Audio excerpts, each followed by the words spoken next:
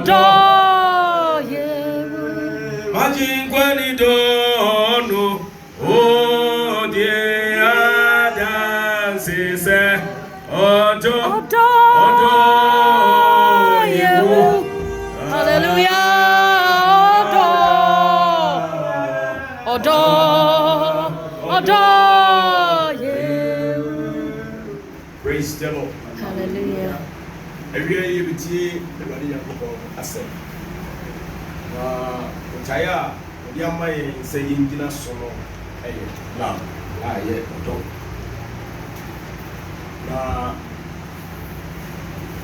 Odonum, and I mean, yeah, the potai is free.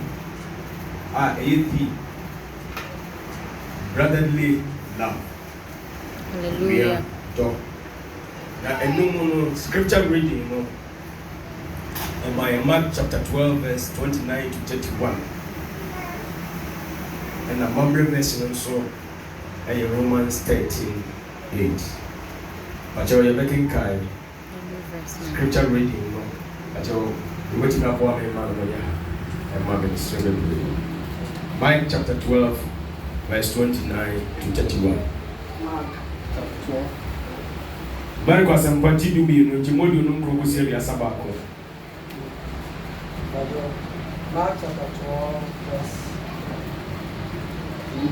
29 to 31. Yeah. About the say, now yes, we are say, the edit in Mara assembly in our kind Israel team. A radio now go on your radio pro. Now, a radio now go on through a woman in them. No credit in them. No one in them. Nick, what did in them. Now they are tossing me a minute. The way of the sound. Amen. Amen. Sanya scripture na say tron semono e ka kire ye o kire ye nse Israel ti do awrade wonyankopon ewo wo kire nyina wa ho de nyina ene wa dwene nyina na ne yetoso ne say do yonko sewo enti say ye ka onuado a ti asfo nyankopon nkasa ehwehwe se onipa beto nyankopon na obesan adorore ti yetudum bi se nyame awuhu no na wo dono wunu awuhu no na wo taino obi ka se Odo nyankopon na otainia oye otrofo enti se obi to nyankopon na otainia nyame dono ewie muti ewo enti se okenkai ye mother verse nso a e Roman fo mwanti dumi nsanche mu nwotwe no esan se ebre ni nti ye ntumi kenkai nsem ni nyina nti ye toaso na enianimu no o kire yen se introduction no o kire yen se obi biara oye kristoni se waba ye na Awurade Yesu Kristo mu se onipa biara one no benante se oye ogidini se oye ona wanyini se oye nipa bia ense se ye yimu discrimination odo ekata bibia so se nipa no ofri he se wote sen se oye de no se yenya badi ye na Awurade Yesu Kristo dia se nipa no so oye Kristo ni o se onye Kristo ni o se oye uneva anase wana wo benwo anase wana wo ne wutifie no esese onyankopon do a wodi do Awurade na ewo wo mo no edo sankrofo ni nyina enti odo wo be enyiyi. Praise the Lord. Hallelujah. Enti so be ye Kristo ni onti ase se ontumi no ne manko enyai odiba ontumi no a Christopher na wona wonte no nko a na onjai wona wonye a Christopher every say wodo a Christopher nko a obesi den atumi atwe wona wonye nie abayurade enti onuado ya de a e cover nipa nyina e cover Christopher say oya busunsum ni kura esasa wodo no because one know obi a untumi nko ne nche na wotumi ene naka Awurade asem ti me bompa yese say ya be ya Christopher yi akwantu a yeju yi odo akwantu a yetu wo Kristo sum yi esese ye do nipa nyina ɛne onyankopɔn so na yɛnka amen. Amen. Enti nsɛm no ɛyɛ ahodoɔ mmiɛnsa sɛ yɛdɔ Awurade nea ɛtɔ so mmienu nso sɛ yɛdɔ wɔn a wɔgyidie ɛna nea ɛtɔ so mmiɛnsa no so wɔn a wɔnyi nie unbelievers ɛna nea ɛtɔ so nan no so ɛyɛ neighbors wɔn a yɛne wɔn ɛte na twerɛ nsɛm no gya na adi pɛfɛɛ sɛ ɔdɔ a yɛdɔ no yɛdi kan dɔ twe ne ampo Onyankopɔn ɛfiri sɛ wohwɛ mu a ɔno na di kan ɛdɔyɛ na oyi ne dɔ adi kyerɛ enti sɛ obi dɔ obi ne sɛ nipa no so no saa nipa na ɔdɔ no ntimi nkwa wie na mmom nipa mmienu a ɔdɔ no sɛ wɔdɔ wei na wɔdɔ wei a wɔasetena timi tena se ɛkɔsi awie. Praise the Lord. Enti nea ɛdi kan no waka kyerɛ yɛn sɛ yɛnnɔ Awurade yɛn Nyankopɔn. Hallelujah. Enti sɛ obi bɛgye Awurade di a ɛsɛ sɛ wɔdɔ Awurade yɛn Nyankopɔn. Enti Deuteronomy nwoma 18:9 ne enum no kyerɛ yɛn sɛ dɔ Awurade wo Nyankopɔn ɛwɔ wakoma nyinaa mu wɔatwene nyinaa mu wɔhoɔden nyinaa mu. Enti sɛ obi dɔ saa dɔ yi a ɛboa ɛma ne Kristo som ɛtumi kɔ n'anim.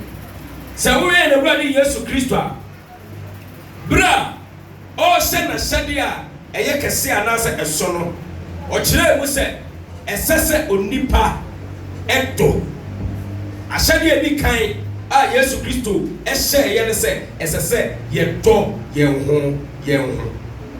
Enti obi kɔ Yesu nkyɛn wɔ Matthew asɛmpati 22 kyɛmu 36 kɔsi 37 no ɛkɔbisa ne sɛ kyerɛkyerɛfoɔ yɛsrɛ wo ɛmmerɛ no deɛ yɛ na yɛ kɛseɛ wɔ Kristo som mu adeɛ a yɛ kɛseɛ ɛwɔ Kristo som mu ɛyɛ ɔdɔ.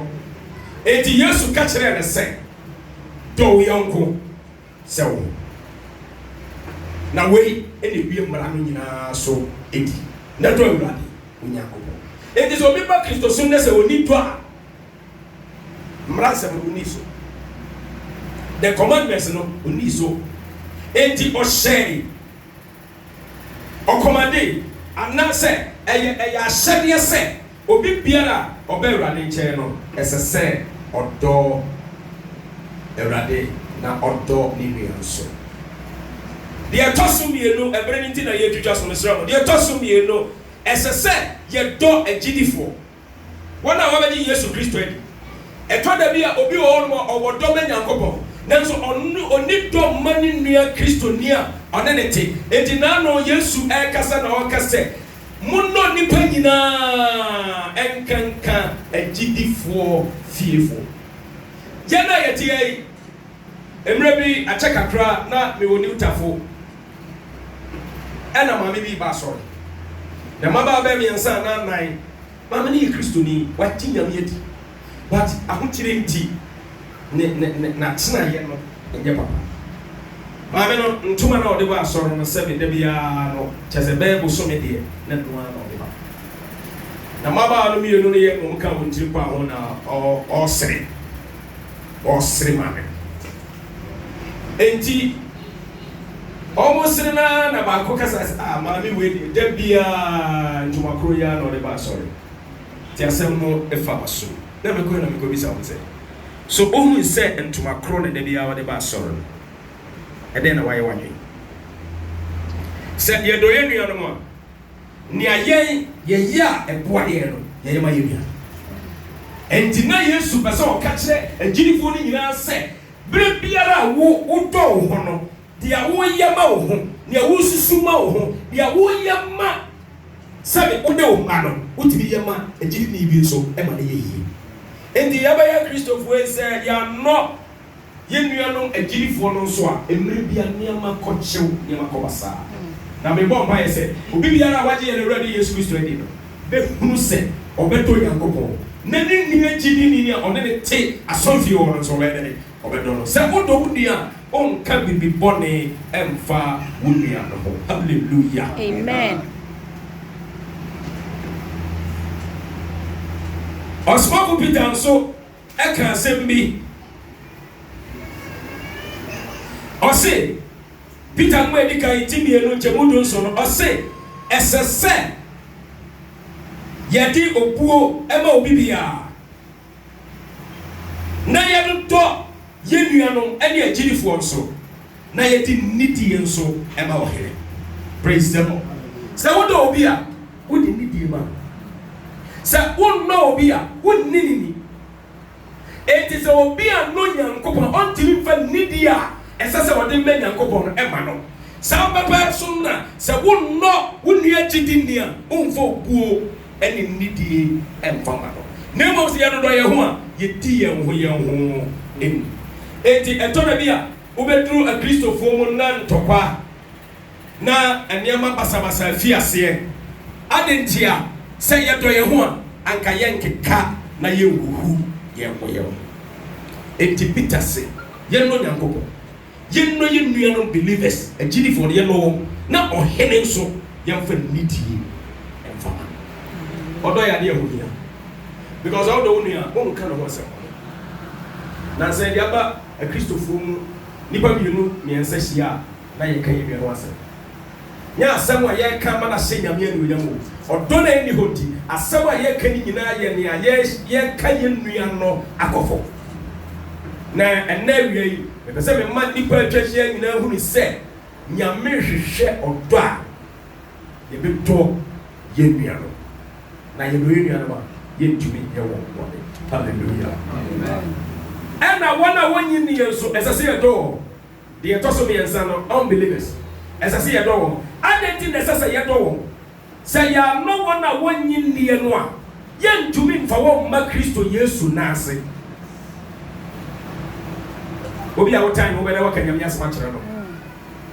Wontumi nka Nyame asɛm ɛmfa nkyerɛ no. Enti ɛyɛ ade ɛsɛ sɛ wɔn a wɔnyi ne yɛn no nso yɛdɔ wɔn ma ewie emodi. Hallelujah. Enti woka betu asɛmpati du nsia sorry Yohana asɛmpati mmiɛnsa nkyɛmu du nsia na wɔse sɛdeɛ Onyankopɔn dɔ wiase ni sɛ ɔde ne ba ɔwɔ no krono ma na obi biara a ɔbɛgye n'adie no ɔnyera na ɔyɛ dɛ wɔnya dankwa sɛ Onyame anika nnɔyɛ amfa Yesu Kristo ama yɛn a anka yɛnya nkwa. The Bible sɛ yɛda so yɛ ne bɔyɛfoɔ Kristo wu ma. Hallelujah. Enti mfa ho te sɛ yɛ nipa ti ya dɔn na wodɔ no nipa no bɛdɔ.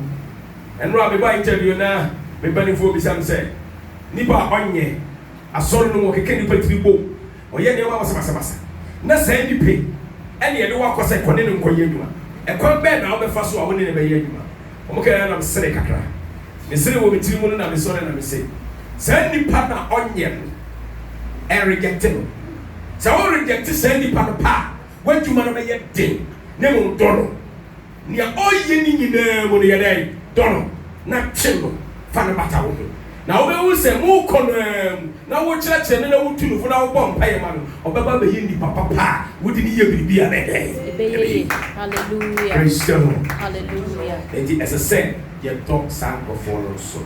Amen.